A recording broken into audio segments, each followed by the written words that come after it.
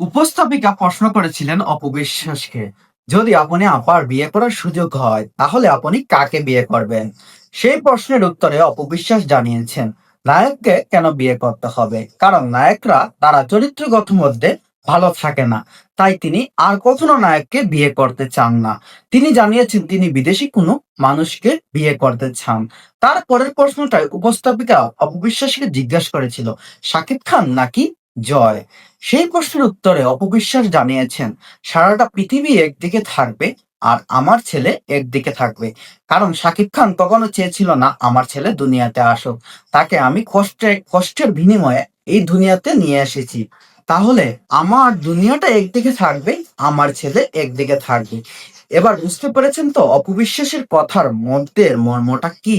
অপবিশ্বাস জানিয়েছেন যে শাকিব খান জাহান্নামে যাক, কিন্তু তার ছেলে জয় যদি তার পাশে থাকে তাহলে তার আর দুনিয়াতে কিছু লাগবে না। এবার সবকিছু ক্লিয়ার হয়েছে তো আপনার?